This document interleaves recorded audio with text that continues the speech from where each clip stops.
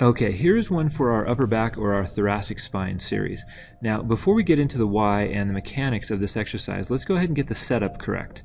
So you can see here that he has this band. This band is looped overhead. Maybe you have a pull-up bar at home, or maybe you just want to loop this over the top of your door and shut the door. Anyway, this has to be in a fairly secure location because you're going to slide your arm through here and use this band for assistance.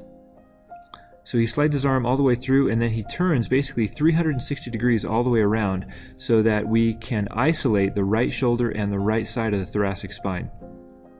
Then he comes all the way down here into child's pose.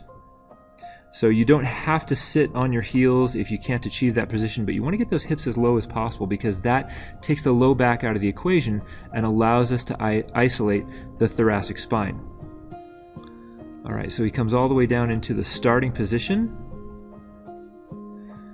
And now he's ready to get into the exercise. And so the big thing I want to point out here is that we are primarily focused on thoracic mobility. If you've received this exercise as part of your prescription, the upper back is not moving very well.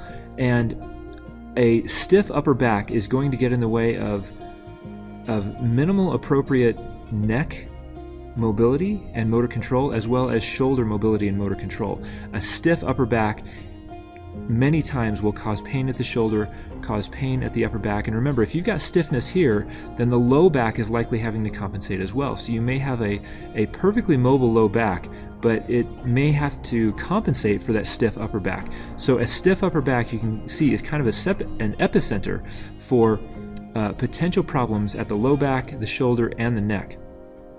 Now, once you get into position here, you then use that band to rise up as high as you can. The band is assisting the extension and rotation of your thoracic spine, of your upper back, and the shoulder is locked into place. So the shoulder is not really a part of what's going on, but because we're working on that mobility, the shoulder will loosen up and you will restore motion in this area as well.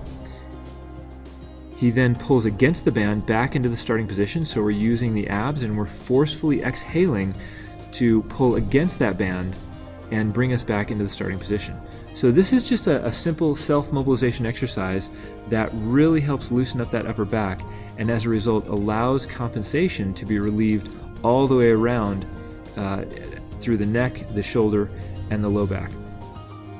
As always, make sure that you know the root cause. That shoulder pain may not be coming from the shoulder. That shoulder pain might be coming from a stiff thoracic spine that isn't doing its job, and as a result, the shoulder has to work a lot harder to get its job done. Once you find that foundation, once you find what the root cause is, then make sure that you have the correct strategy in place to overcome that. Working on shoulder pain isn't going to help you. Working on improved shoulder mobility and shoulder strength isn't going to help you if the root cause is really a thoracic spine that's not doing its job. And then be persistent. Once again, don't depend on other people to fix you. Get the right pieces in place, be persistent, and you'll achieve what you set out to accomplish. You don't want your long-term solution to be constant attempts to chase pain. Focusing on pain relief is expensive, it's time-consuming, and it's frustrating. If you have any questions, I'd love to hear from you. Reach out, let's get a solution to this. And as always, thanks for watching. I'll talk to you again soon.